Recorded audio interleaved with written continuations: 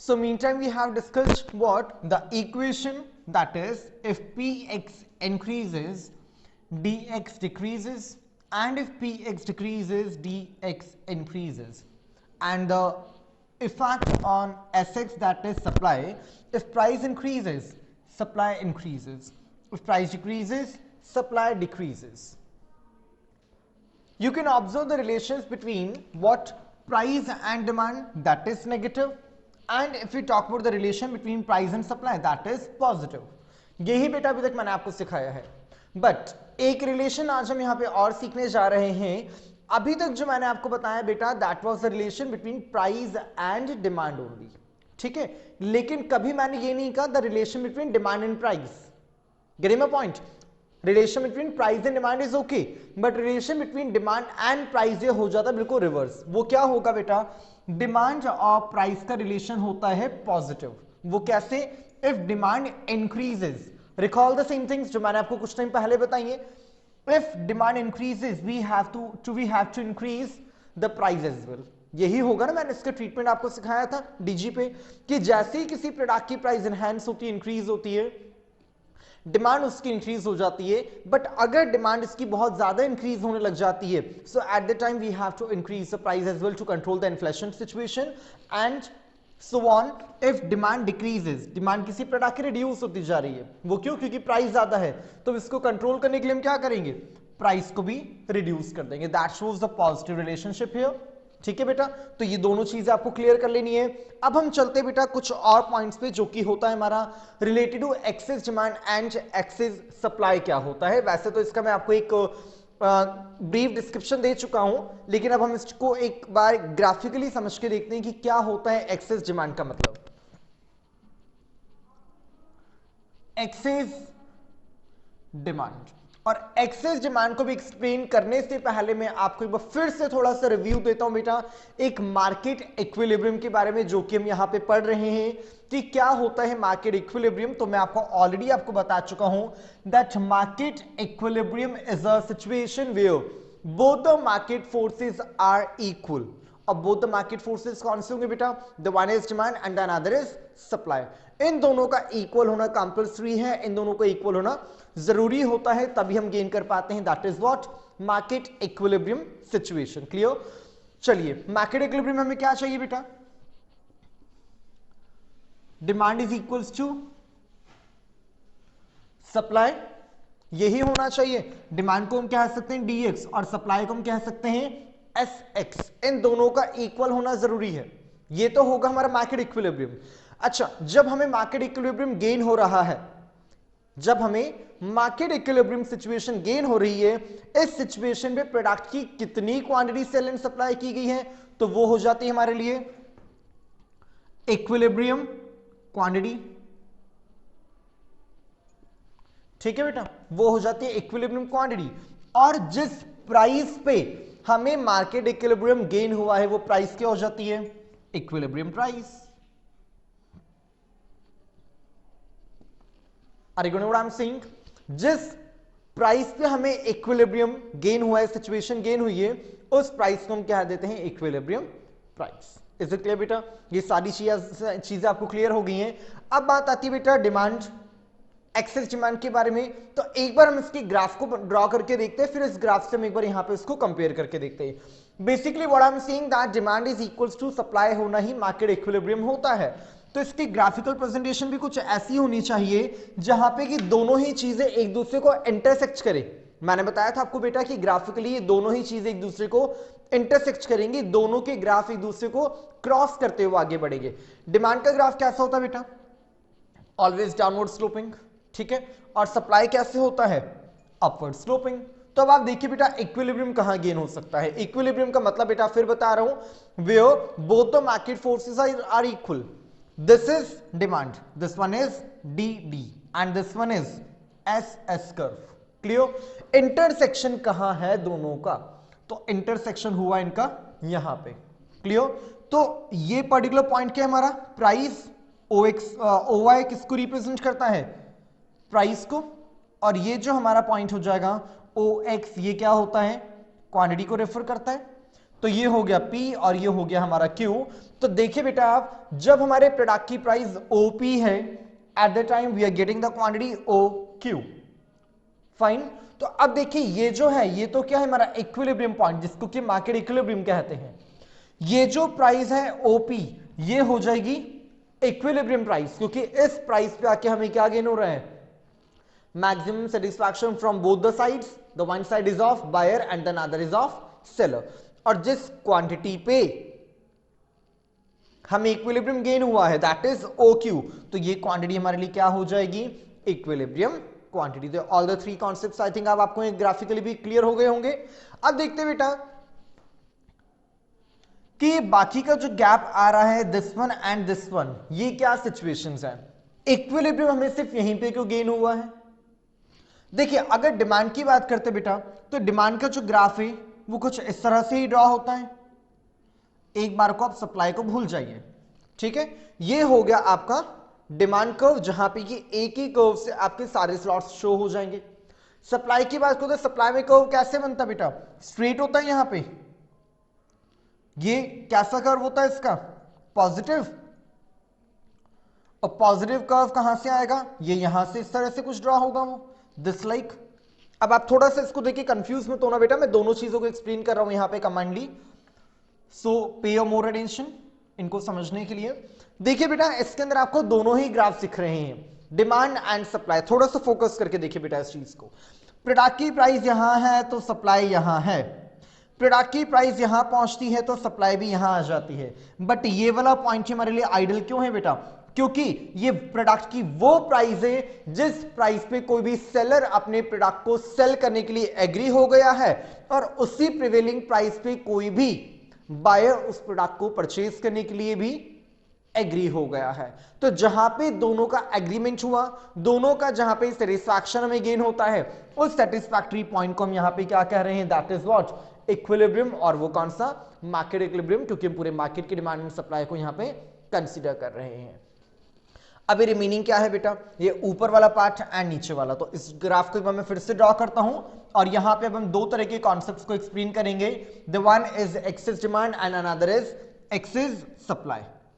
ये हो जाता है हमारा O X axis and this one is O Y axis. मैंने अभी बिल्कुल यही ग्राफ ड्रॉ किया था आपके लिए, ठीक है, जहां पे कि दो चीजें हैं, दो फोर्सेस हैं आपके पास, this one is D D and this one is S S हो जाता है।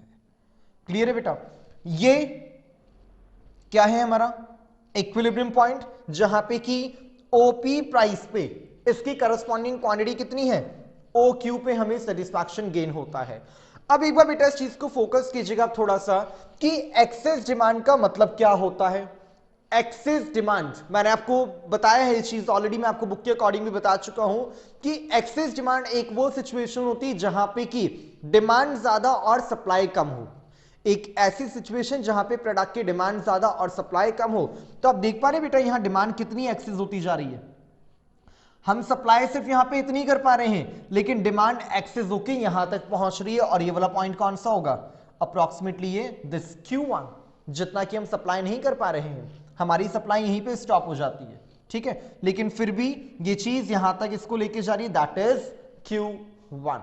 और ये वाला जो पूरा पोर्शन होगा बेटा, ये पूरा पोर्शन हो जाता है हमारा एक्सेस डिमांड से रिलेटेड, जहां पे कि हम प्रोडक्ट की जितनी डिमांड एज्यूम करके चल रहे थे, डिमांड अगर उससे ज्यादा मार्केट में आ जाती है, और वी कैन से दैट कि जो एग्रीगेट डिमांड हमने डिसाइड की थी according to the supply of the product, supply से ज्यादा अगर प्रोडक्ट की डिमांड मार्केट में आ रही है, तो जो एक्सेस क्वांटिटी होती है उस क्वांटिटी को हम कहते हैं excess demand, as same as the thing will be there related to excess supply।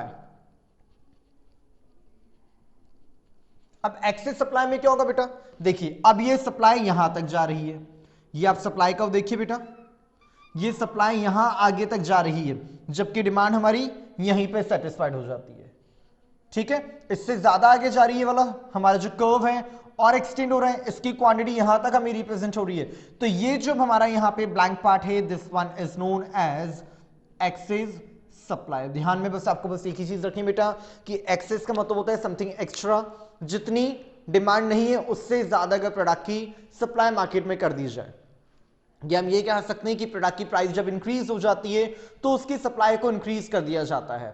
और जब प्राइस इंक्रीज होती है तो हमें यह भी पता होना चाहिए on the other and that demand reduces. तो जब डिमांड तो रिड्यूस हो रही है, प्राइस इंक्रीज होने पर सप्लाई इंक्रीज हो जाती है, तो मार्केट में प्रोडक्ट को परचेज ही कोई करने नहीं आएगा।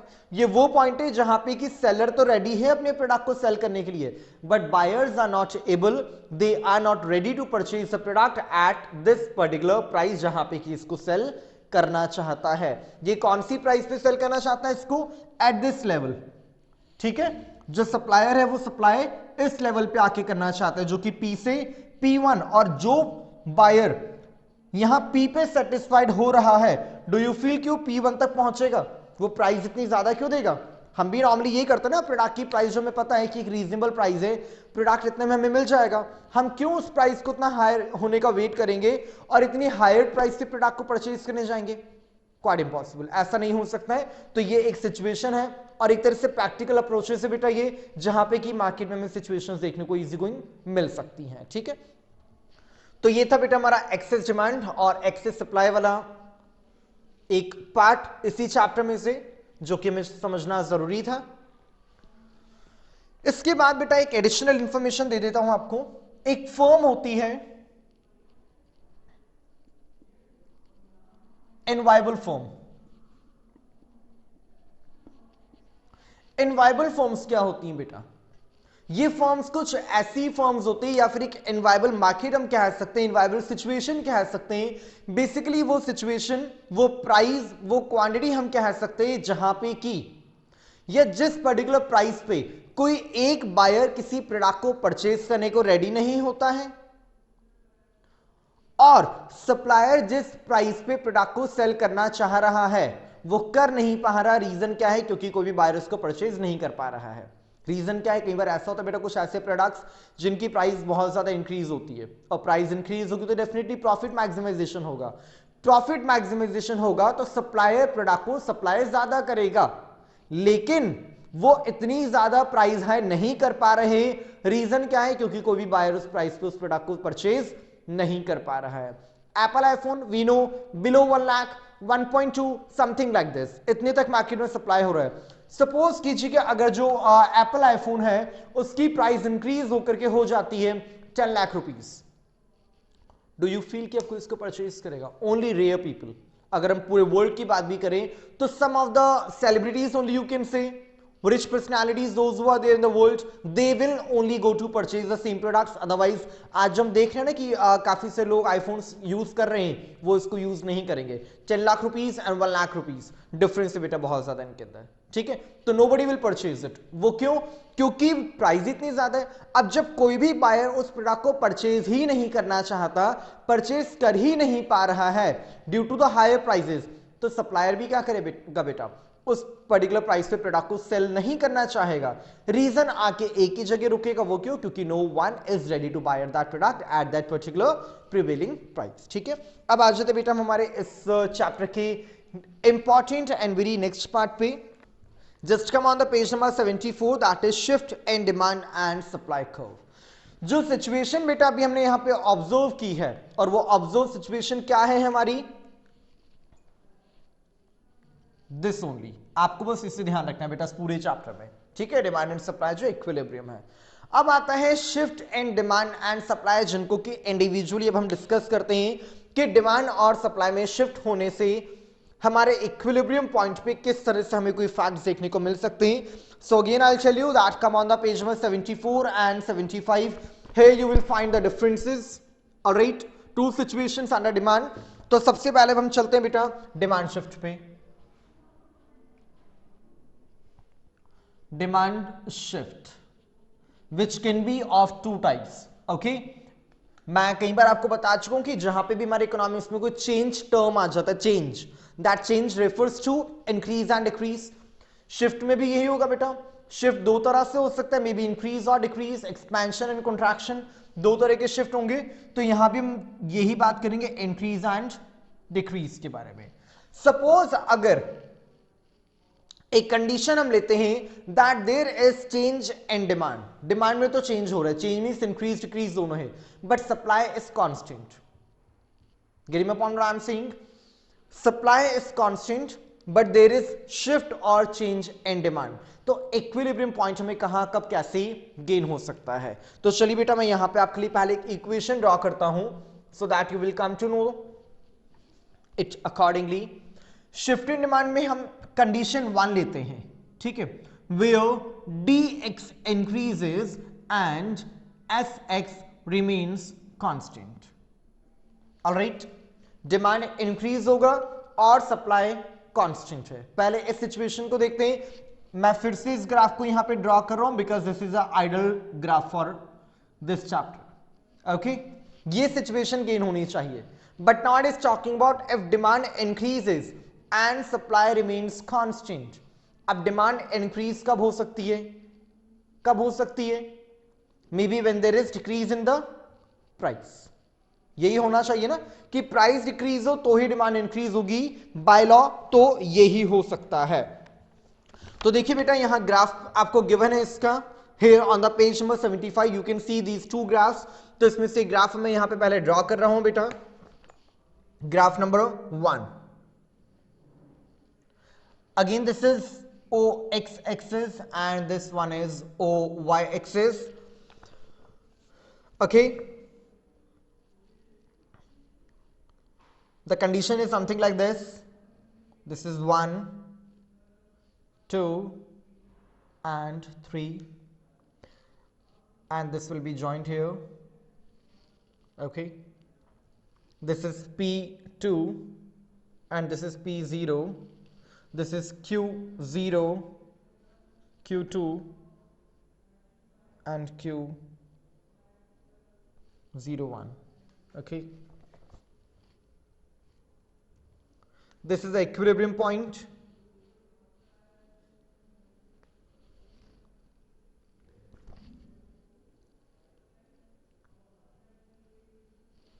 so here you can see the condition where we are finding that as the demand increases what will be the effect on the supply। as already I have told you that there is a positive effect on the price of the demand, not on the demand of price। no, अभी तक हमने जो सीखा वो ये था कि price का नेगेटिव इफेक्ट आता है डिमांड पे। बट अब जो हम इक्विलिब्रियम पढ़ रहे हैं बेटा, अभी मैंने आपको एट द बिगनिंग इसका कुछ रिवर्स इफेक्ट भी बताया है कि इन case if demand increases price increases. Okay, तो देखिए बेटा यहां भी जो सिचुएशन आपको गिवन है it is also something like the same. On the OX axis we are expressing quantity of the product, on OY axis we are showing price, that you already know. Fine, इस graph में हमने दोनों ही चीजों को explain किया है, the one is supply and another is demand. दोनों चीजें हमने यहां पे बेटा इंक्लूड की हैं। अब देखिए यहां जो हमें समझना है वो क्या है। This you can see earlier the price was OP and the quantity was OQ। Fine, and here even both were getting the satisfaction क्योंकि यहां देखिए बेटा इंटरसेक्शन हो रहा है, ठीक है, intersection of demand and supply both. तो ये हमारा हो गया E पॉइंट जो कि इक्विलिब्रियम लेवल 1 है। बट अब हम ये देख रहे हैं कि अगर हम प्रोडक्ट की डिमांड को इंक्रीज कर देते हैं तो क्या होगा। डिमांड तो इंक्रीज हो जाएगी, दैट इज ओके, लेकिन उसको कंट्रोल करने के लिए जो हमारा एक फैक्टर कह सकते हैं या डिटरमाइन कह सकते हैं वो क्या होगा, प्राइस। जो अभी मैंने आपको बताया they will be positive relation. तो in case if we increase the demand, हम डिमांड O से OQ1 कर देते हैं, so in that condition we will get again one equilibrium point, क्योंकि सप्लाई तो एक्सेस है, नो डाउट सप्लाई आगे हो रही है, लेकिन जैसे ही हमने क्वांटिटी को OQ से OQ1 किया साइमल्टेनियसली यहां पे इसकी करस्पॉन्डिंग प्राइस इसका फैक्टर आएगा जो कि P से P1 हो जाएगा, और जो हमारे नेक्स्ट इक्विलिब्रियम लेवल होगा वो कौन सा हो जाएगा, EQ1। इज इट क्लियर बेटा। तो ये था हमारा first effect of what, increase in demand. अब इसी का सेकेंड एस्पेक्ट देखते हैं वो क्या, कि अब हम ये देखते हैं कि अगर they will be decrease in demand, then ये तो था इंक्रीज, अब इसको कर देते हैं डिक्रीज। अच्छा, यहां जो चीज अभी हमने सीखी that is what, supply is constant. Supply में चेंजेस नहीं है बेटा, है ना, सप्लाई को भी हमने कांस्टेंट रखा है। अब देखते हैं कि suppose there is decrease in demand. अब इसको थोड़ा सा मैं मॉडिफाई कर रहा हूं इसी ग्राफ को, ये Q1 से हो जाएगा Q, ये P से हो जाएगा इधर P1, और ये अब हो जाएगा हमारा इक्विलिब्रियम। क्लियर। देखिए बेटा, अब इस ग्राफ में हमें क्या कहा गया, दे will be decrease in demand. अगर डिमांड में डिक्रीज होता है तो क्या इफेक्ट होगा, अब क्या होगा, अगर डिमांड डिक्रीज होगी तो एब्सोल्युटली उसकी प्राइस भी डिक्रीज हो जाएगी, ठीक है, रिलेशन पॉजिटिव आ रहा है यहां पे, बट सप्लाई कांस्टेंट होगी। तो देखिए बेटा, अब हम ये अज्यूम करते that again O X axis representing quantity, O Y presenting the price, if the price of the product was OP earlier, all right, and quantity was OQ, जो कि इक्विलिब्रियम गेन कर रहा था, इस क्वांटिटी पे दोनों ही sides easily satisfied थे, equilibrium थे। बट अब जैसे ही हमने डिमांड को रिड्यूस किया, Q से Q1 पे लेके आते हैं, व्हाट वी फाइंड, क्या होगा अब यहां पे, price will also reduce automatically, और जब प्राइस रिड्यूस होगी तो we will get the another equilibrium point, और वो हो जाएगा हमारे लिए EQ1, जो कि आप देख रहे हैं कि हमें एक यहां पे अलग से एक डिमांड कर्व को ड्रॉ करने की रिक्वायरमेंट हुई है, this you can C a curve shape is here, तो ये हो जाएगा हमारा D नेक्स्ट वाला पॉइंट, ठीक है, ये था D हमारा, और ये हो जाएगा हमारा D1, जो कि हमें नेक्स्ट लेवल पे गेन हो पा रहा है। Is it clear? तो ये भी हमने बेटा यहां पे क्या देखा, शिफ्ट इन डिमांड। अब आता है हमारा शिफ्ट इन सप्लाई की, सिमिलरली अगर ऐसे ही कुछ फैक्ट हमें सप्लाई में देखने को मिलता है और उस कंडीशन में हम डिमांड को कांस्टेंट रखेंगे, ये बेसिकली दो हमारे प्राइमरी फैक्ट्स हैं कि जहां पे हमने पहले डिमांड को वेरिएबल किया और सप्लाई को कांस्टेंट किया। अब जो सेकंड आ रहा है उसमें डिमांड कांस्टेंट होगा और सप्लाई में चेंज होगा, इंक्रीज और डिक्रीज होगा।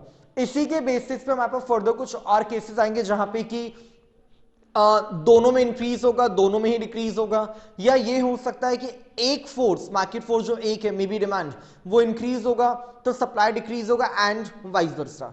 ऐसे कुछ केसेस हमें बेटा इस चैप्टर के अंदर डिस्कस करने होंगे। तो चलिए सबसे पहले हम यहां पर डिस्कस करते हैं, if there is change in supply तो हमारे पास ग्राफिकली रिप्रेजेंटेशंस कैसी हो सकती हैं। So students, here you can see there is shift in supply, and again we have two different cases. The one is when supply increases and demand remains constant, and the another is when supply decreases and demand remains constant. So let's discuss this point first. This is when supply increases. As we have gone through under the concept of supply, that if the price increases, supply increases, and if price decreases, supply decreases. But जैसा मैंने भी आपको कुछ देर पहले एक relation बताया था demand और प्राइस में, वैसा ही एक रिलेशन यहां भी होगा, and that relation will be between what, supply and price. अभी तक हमने पढ़ा प्राइस एंड सप्लाई, अब आता है सप्लाई एंड प्राइस। तो हमने क्या देखा बेटा, Px इंक्रीजेस, Sx इंक्रीजेस, यही जानते थे बेटा अभी तक हम, लेकिन अब यह मार्केट इक्विलिब्रियम में हम जो रिलेशन देख रहे हैं वो होगा सप्लाई एंड प्राइस के बीच में। So remember, if supply increases, price decreases, क्योंकि सप्लाई ज्यादा होती जा रही, इंक्रीज होती जा रही मार्केट में बहुत ज्यादा। वो क्यों? क्योंकि प्रोडक्ट की प्राइस ज्यादा थी। लेकिन अगर हमें सप्लाई को कंट्रोल करना है तो क्या करना पड़ेगा, प्राइस को रिड्यूस करना पड़ेगा, ताकि जैसी प्रोडक्ट की प्राइस रिड्यूस होगी, प्रॉफिट मैक्सिमाइजेशन रिड्यूस होगा of the sellers and producers, so automatically they will prevent the supply of the product in the market. Second case में क्या होगा, if supply decreases तो हमें क्या करना पड़ेगा, प्राइस को इंक्रीज करना पड़ेगा, ताकि उन्हें हमने ग्रीड दिस चीज की कि हाँ प्राइस इंक्रीज हो रहा है, प्रॉफिट मैक्सिमाइजेशन होगा, you just start supplying the products in the market. तो ये बेटा हमें रिलेशन अब यहाँ पे ध्यान में रखना होगा। इस रिलेशन के बेस पे हम यहाँ पे अब इस वाले केस को और इसको डिस्कस करेंगे। As you can see, the things are there. When the price was OP, okay, when the price was OP, quantity was OQ, okay, and even at this price, the equilibrium level was here. All right, supply curve S and this D, they both are intersecting here. अब यहाँ कहा गया है बेटा, if supply increases, supply increase होती तो हमें price को रिड्यूस करना पड़ेगा।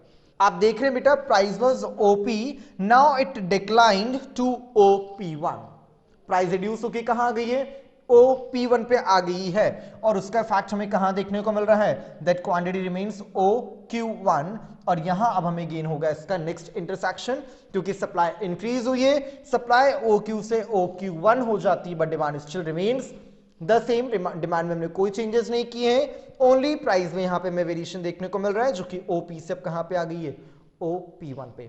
सो it was the E and now it is E1, ये हमारा न्यू इक्विलिब्रियम गेन होगा हमें। As same as you can see when there is decrease in supply, अब हम अज्यूम करते हैं कि सप्लाई में रिड्यूस और रिडक्शन हो रहा है but demand still remains constant. Here you can see if the supply decreases price increases, हमने पहले वाला केस देखा, supply increases demand price reduces. अब आते हैं if supply reduces then price will increase. देखिए बेटा वो केस हमें यहां देखने को मिल रहा है, you can C OQ is the quantity and OP was the price earlier, but price reduce, supply reduce हो रही है तो प्राइस इंक्रीज हो जाएगी बेटा, और प्राइस इंक्रीज होके O से कहां पहुंच गई है, OP1 पे पहुंच गई है, ये हो जाता है OP1। नेक्स्ट जो हमारे पास सप्लाई कर्व है वो क्या डिनोट करता है, that quantity remains only OQ1, क्योंकि हमने क्वांटिटी को रिड्यूस किया, हमने क्वांटिटी को कॉन्ट्रैक्ट कर दिया, तो क्वांटिटी कॉन्ट्रैक्ट होने की वजह से प्राइस इंक्रीज हो रही है, दैट यू कैन सी, और जो नेक्स्ट हमें इक्विलिब्रियम गेन होगा वो हो जाएगा E1, जबकि पहले था हमारे पास ओनली E। तो ये थे बेटा हमारे दो केसेस जो कि मैं ये रिप्रेजेंट करते थे, when there is individually change in demand और may be change in supply, तो उस वक्त हमारे ग्राफिकल प्रेजेंटेशंस कैसे आती हैं। अब जो नेक्स्ट केसेस हमारे पास आ रहे हैं दे विल बी कंबाइंड, जहां पे हम ये देखेंगे साइमल्टेनियसली दोनों के अंदर कुछ चेंजेस होंगे, चेंजेस में भी पॉजिटिव और नेगेटिव चेंजेस हमें दोनों में देखने को मिलेंगे।